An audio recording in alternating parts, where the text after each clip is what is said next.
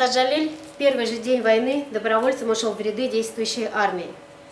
В июне 1942 года на Волховском фронте был тяжело ранен и взят в плен. В концлагере вел активную подпольную работу, за что был брошен в фашистскую тюрьму Моабит. В тюрьме он создал цикл стихотворений, и 25 августа 1944 года он был казнен.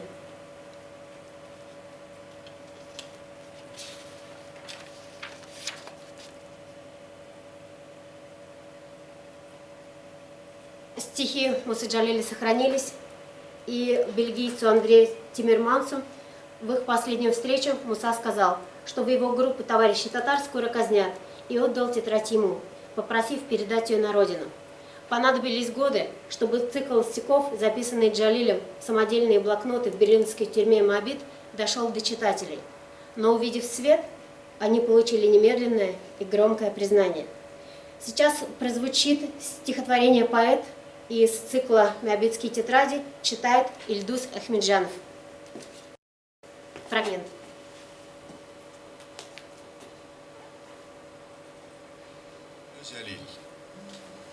Моабит дәфтәрләре. Укый Илдус Ахмеджанов. Шагыйрь. Төн утырып шагыйрь шигырь язды.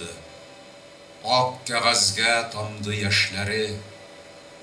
Тышта давыл иде, бер туктаусыз күк күкрәде, яшен яшнәде. Җил ишектән кирип өстәлдәге кәгазьләрне чәчте, туздырды. Аннан чыгып тышка йөрәк яргыч, ачы тавыш белән сызгырды. Тау-тау булып дәрья дулкынланды, яшен сукты калын имәнне, эч пошыргыч шымлы тынлык басты тирәдәге карсак өйләрне. Тик төн буе шагыйрь бүлмәсендә ут балкыды көннән яктырак. Давылланып аның йөрәгеннән ак кәгазьгә хисләр актылар. Шагыйрь торды тынып таң алдыннан, язганнарын җыйнап яндырды. Үзе китте чыгып, җил басылды, давыл тынды, алттан кабынды. Төн утырып шагыйрь нәрсә язды? Нинди хисләр аны ярсытты? Язганнарын биреп җил иркенә, таңда үзе кая ашыкты? Сез сорагыз аны исәр җилдән, яшеннәрдән, дулкын тавыннан, һәм сорагыз ямьсез төнне куып, таң тудырган көчле давылдан. Прославленный композитор Рустем Яхин в 1954 году создал цикл в Моабитском застенке на посмертные стихи Мусы Джалиля. Яхин одним из первых творчески откликнулся на духовное завещание Мусы Джалиля, пронизанное неукротимой ненавистью бойца к фашизму и глубокой любовью к родине, своему народу, дорогим и близким людям. К стихам из Моабитской тетради обращаются и обращались многие композиторы Татарии, Татарстана, но с большой силой и выразительностью они звучат в известной опере Назиба Жиганова «Джалиль». Но ничего равного яхинскому циклу в плане претворения джалиловской тематики в камерно-вокальной музыке до сих пор не создано. Первая часть цикла «Жерларым» – это подлинный гимн реальному проявлению бессмертия поэта, творца. Мы уже слышали это стихотворение, положенное на музыку Салих Сайдашева. Сейчас мы услышим фрагмент на русском языке в исполнении баса на музыку Рустема Яхина.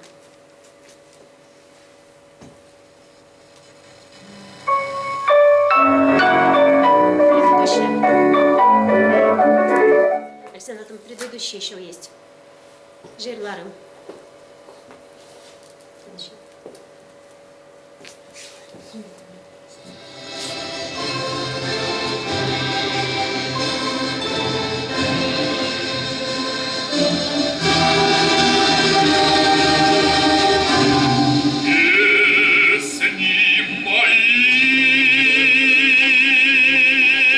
Вы взошли в сердце моем.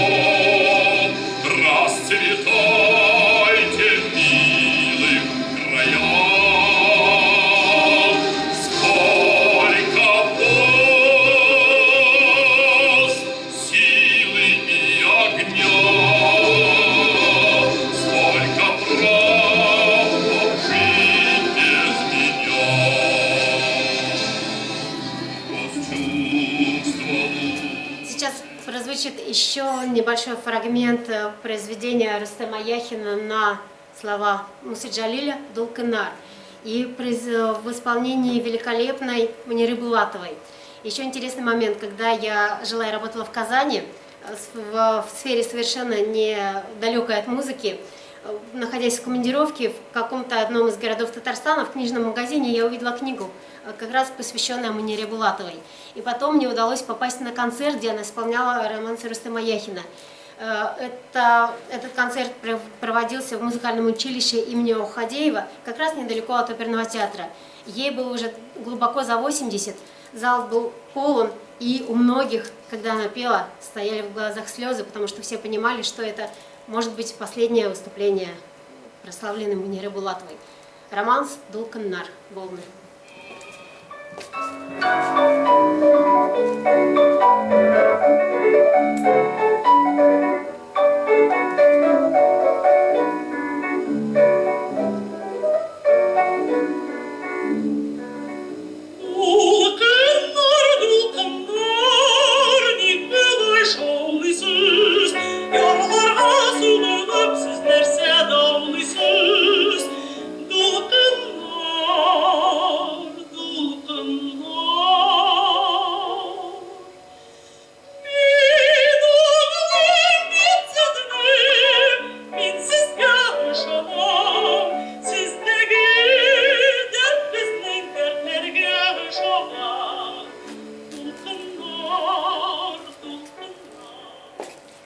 Начинался сегодняшний мой рассказ с музыки композитора Загидулы Яруллина, а заканчивается рассказ музыкой его сына Фарида Яруллина, композитора, основоположника национального балета. Имя Фарида Яруллина – мужественного воина, который пал в бою в возрасте 29 лет. И навсегда его имя нашло в истории русской и татарской музыкальной культуры. Прежде всего, Фарид Яруллин известен как автор балета «Шурале», созданного в 1941 году. Но, к сожалению, композитору не удалось увидеть свое творение на сцене оперного театра. В 1942 году была осуществлена постановка татарским театром, и в нашем городе, в Новосибирске, в оперном театре тоже шел этот балет. И считается, что Фарид Яруллин один из самых известных в мире татарских композиторов, потому что его балет идет и во многих городах, и во многих странах.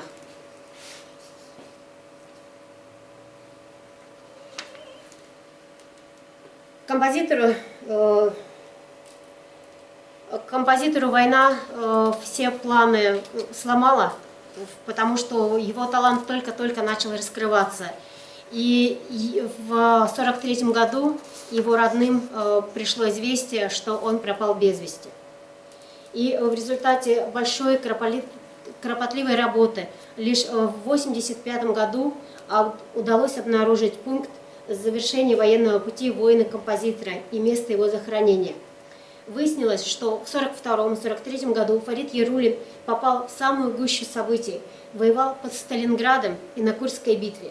Затем его перебрасывают на Западный фронт, на белорусское направление. Здесь, в одном из сражений, в октябре 1943 года погиб командир взвода, лейтенант Фарид Яруллин. И сейчас прозвучит музыка из его бессмертного балета. Два небольших фрагмента.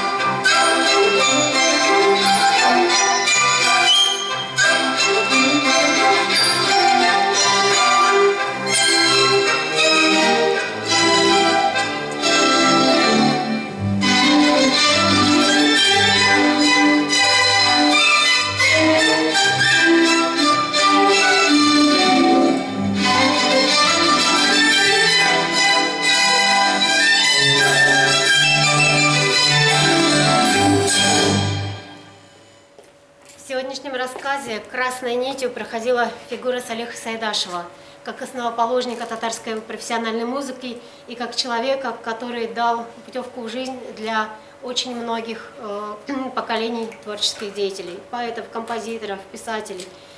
И всемирно известный композитор София Губайдуллина в одном из интервью вспоминала свои годы учебы в Казанской консерватории в середине 50-х годов и сказала: «В это время на мое сознание очень сильно влиял Салих Сайдашев. Хотя он и не был у нас педагогом, но он исподволь влиял на всю культуру татарского народа». И я передаю слово лектору-музыковеду Новосибирской государственной филармонии Ольге с рассказом про Софию Губайдуллину.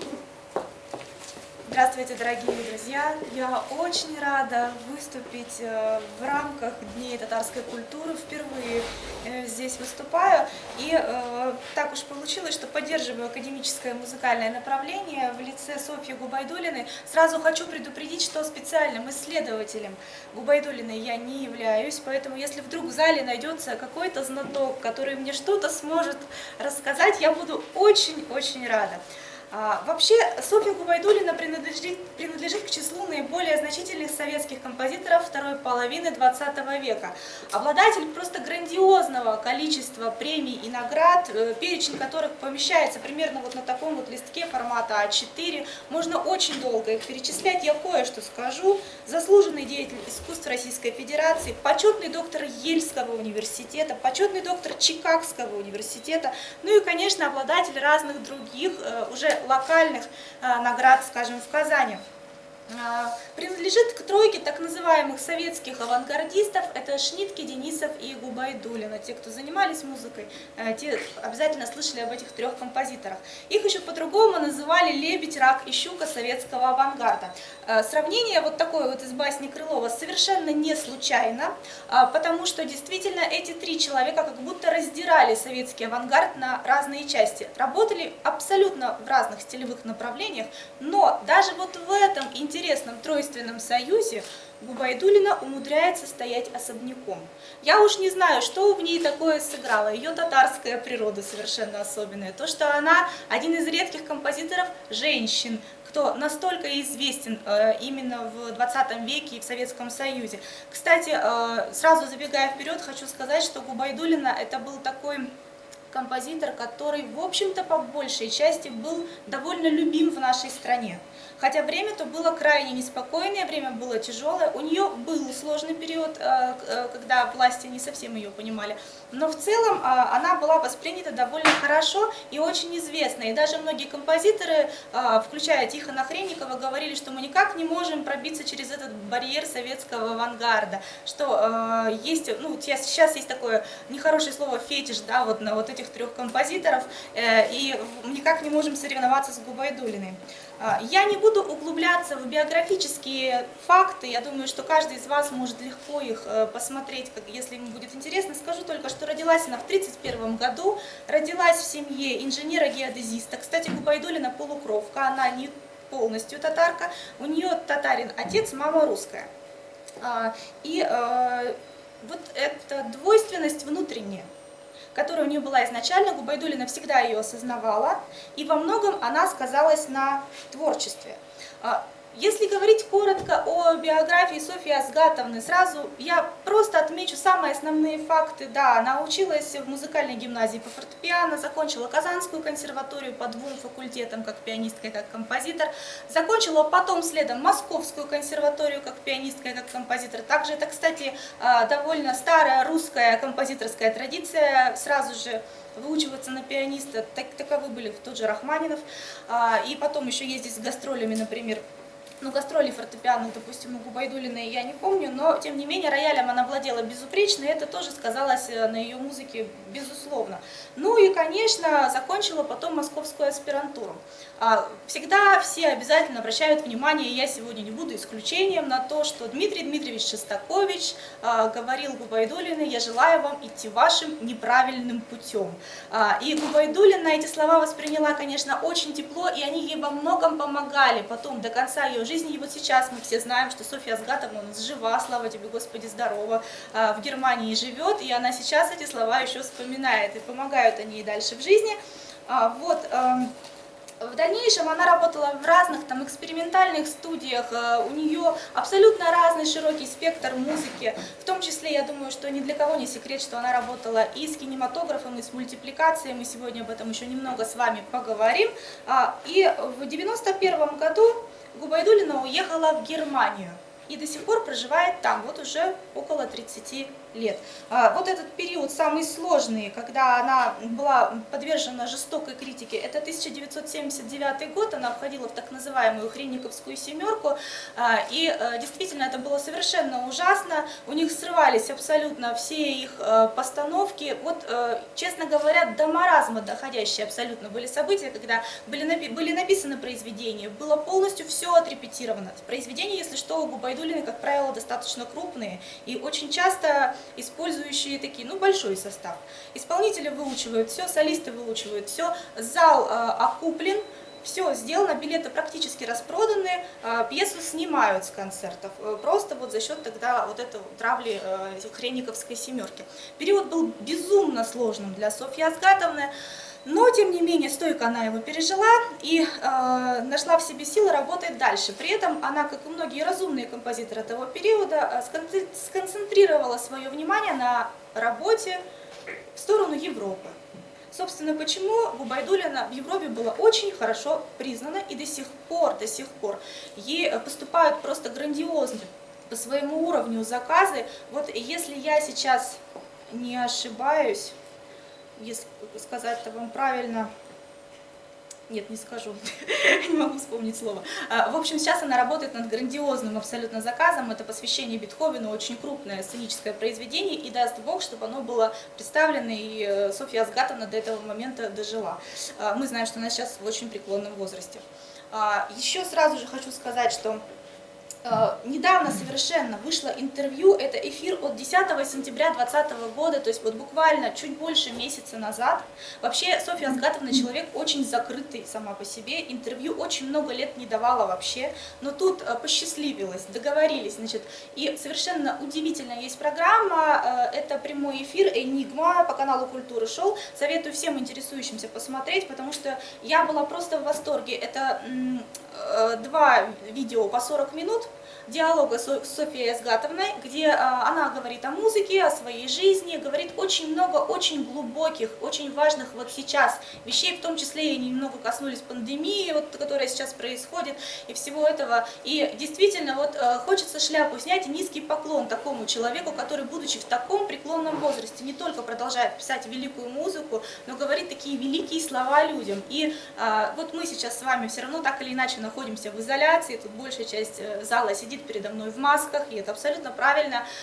И Губайдуллина, она в добровольной самоизоляции находится уже около 30 лет, и я, если честно говоря, очень рада тому, что она сейчас находится в таком закрытом месте. Это Апен, это под Гамбургом, по нашим с вами меркам это практически деревня, хотя у них он считается, в общем-то, городом.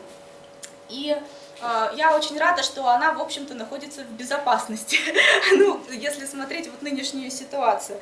Вот, поэтому всем рекомендую этот эфир посмотреть, и я сегодня буду периодически ссылаться на то, что Софья Азгатовна там говорила. Вот сегодня говорим о дни татарской культуры, татарская национальность, татарский фольклор. Если вы меня спросите, вот что такого в татарской принадлежности в музыке Софьи Губайдуллиной, я вам, скорее всего, скажу, что практически ничего. Вот. Если я вам включу абстрактно эту музыку, вы никогда в жизни не подумаете, что она татарская. И есть, ну я поискала, конечно, в общем-то, есть 5 пьес для домбры и фортепиано по мотивам татарского фольклора, их можно послушать, это очень красивая и качественная музыка, но опять-таки я бы сказала, что там больше именно авангардного, нежели татарского, если уж на то пошло. Но это не значит, что Софья Губайдуллина как-то оторвана от своих корней. Дело в том, что она такой человек, который всю свою жизнь осуществлял эту самую связь между Востоком и Западом. Вот эта связь, можно сказать, самое главное, что есть в ее творчестве. И С одной стороны, вот это совершенно особая восточная часть, восточная духовность, восточная мелизматика, которая, естественно, входит в ее творчество, я имею в виду сейчас украшения музыкальные, да? Вот эти все моменты. С другой стороны, ее приверженность к Западу, потом мы обязательно должны помнить про то, что Губайдуллина человек глубоко религиозный, и она православная сама по себе по вере исповедания, и у нее довольно большой массив произведений именно посвящен православной тематике. Это тоже можно посмотреть. И вот сразу на что я хочу обратить ваше внимание, уважаемые слушатели, вот когда мы говорим про академических композиторов, вообще, в принципе, про разных художников и творцов, так или иначе, часто они приходят к религиозным темам, но они к ним приходят ближе к концу жизни, когда постепенно приходит вот это осознание смерти, ее близости. Так бывает чаще всего, потому что молодой человек, как правило, о смерти задумывается достаточно редко. Губайдуллина к таким размышлениям приходит где-то в возрасте 40 лет примерно. И вот первое такое глубоко религиозное произведение, с которым мы можем познакомиться, это «De Profundis» для баяна, написанный ей в 47 лет, это латынь, «Из глубины взываю к тебе, Господи». Уже сам по себе интересный факт, потому что религиозный массив, наверное, все-таки в творчестве Губайдуллиной он ведущий. Более того, я бы хотела ее процитировать здесь, потому что это очень важно для того, чтобы понять вообще, что делает этот человек в музыке и делает вообще в творчестве. «Я религиозный православный человек, и религию понимаю буквально. Religio – восстановление связи между жизнью и высотой идеальных установок и абсолютных ценностей. Постоянное воссоздание легато жизни, то есть плавности жизни. Жизнь разрывает человека на части, он должен восстанавливать свою целостность, и это и есть религия. Помимо духовного восстановления нет никакой более серьезной причины для сочинения музыки». То есть Губайдуллина ставит в себе такие глобальные задачи. Восстановить духовную целостность человека посредством творчества. Это самое главное, что она делает для себя. И, как, безусловно, любой гениальный человек, да, она ставит вопросы достаточно крупные перед собой, на которые пытается ответить. Вот. И как раз говоря об этом интервью, я бы хотела коснуться некоторых моментов, которые просто меня как-то чисто по-человечески зацепили, и я хочу с вами ими поделиться. Вот, например, Губайдуллина говорит о интуиции и о потере интуиции в современном мире. Она много говорит о соотношении интеллектуального и духовного, о том, что сейчас действительно нас объем информации буквально погребает под собой, мы не в состоянии с ней справиться, и чем моложе человек, чем больше он получает этой информации, тем ему сложнее. И вот это ощущение интуиции, восприятие природы, оно очень важно, а человек его теряет, и из-за этого он начинает болеть. И вот поэтому она говорит, вы сейчас говорите коронавирус, пандемия, человек болеет как следствие, изначально мы вот потеряли вот эту вот связь с природой. Это то, что говорит Софья Асгатовна. Вот, и говорит она о том, что в творчестве, и безусловно, я думаю, что это ее главная кредо в творчестве, ни в коем случае нельзя быть высокомерным, потому что когда ты начинаешь ставить себя выше всех остальных, ты как будто уже претендуешь на что-то большее, а ты совершаешь только попытку, чтобы что-то такое интересное сделать, как-то приблизиться к пониманию того, для чего ты вообще здесь на этом свете живешь. Вот. Если говорить о музыке Софьи Губайдуллиной, вот непосредственно о том, как она сделана, я долго здесь говорить не буду, я просто скажу о том, что она большую роль уделяет ударным инструментам и, скажем так, расширяет состав, очень интересно относится к национальным инструментам, вообще, в принципе, к звучанию и нестандартным использованием инструмента. То есть, например, тот же самый «De Profundis» для баяна, там извлекает баян такие звуки, к которым мы с вами в академической музыке совершенно не привыкли. Вот, вся другая информация, которая идет по творчеству Софьи Губайдуллиной, она ужасно сложная, вот такая, причем Софья Губайдуллина, она очень такой математизированный композитор, и она очень любит числа. Вот у нее практически везде используется ряд Фибоначчи, обратный ряд Фибоначчи, она это связывает тоже с всякими религиозными моментами, поэтому мы сейчас тоже с вами в это углубляться не будем. Я просто хочу сказать о той музыке, которую, я думаю, знают абсолютно все люди, которые сидят в этом зале. Это вроде Софья Губайдуллина, такой серьезный композитор, но тем не менее она, как и многие другие, не была чужда мирским всяким делам. Она была замужем, у нее была дочь, и она когда-то писала детскую музыку. Был у нее такой период, немного, но писала. Но более того, Софья Губайдуллина работала в кинематографе и мультипликации. И я думаю, что нет такого человека в зале, который не видел бы советского Маугли. Вот советский Маугли 1973 года, режиссер Роман Давыдов. Мультфильм, снятый в 5 частях, совершенно гениальная работа по всем отношениям. Я думаю, гораздо выше она по своему качеству, чем западная. Даже уже хотя бы в том, что наша советская мультипликация прочитала, как мне кажется, Киплинга гораздо более правильно, чем Европа. И вот это тот самый Маугли, которого Редьярд Киплинг, наверное, хотел бы видеть. Так вот, музыка написана Софьей Губайдуллиной. Обратите внимание, что в этом мультфильме почти никто не говорит. Там говорят очень мало. В основной массе мы слышим именно этот аудиоряд. И Софья Азгатовна таки показала нам, как должны звучать джунгли. Причем, конечно, когда мы, будучи детьми, смотрим этот мультфильм, мы не обращаем внимания на многие вещи, но сейчас я бы хотела, чтобы вот мне помогли и включили самое начало мультфильма, и мы с вами уже совершенно другими глазами и другим ухом послушали эту музыку. Я кое-что вам о ней скажу. Это у нее там довольно сложно развитая лейтмотивная система, то есть лейт-тембровая система. То есть что имеется в виду? Сейчас вы увидите на экране такого павлина красивого, который как заставка будет периодически появляться. Его лейт-тембр — это английский рожок, он звучит очень восточно, очень изысканно и красиво. Потом Шерхан, тигр, это ударный, плюс она использует гуиро, это такой национальный инструмент, трескучий очень, вы услышите, когда тигр точит когти. Багира, пантера, помните тоже такое. Губайдуллина здесь использует элементы джаза для того, чтобы показать вот эту переменчивость, прыгучесть, изменчивость настроения этой кошки дикой. И в том числе интересно там, как она использует инструменты, когда показывают Маугли маленького. Мы посмотрим буквально минуту с небольшим, и теперь уже совершенно по-другому попытаемся посмотреть на эту видеоработу.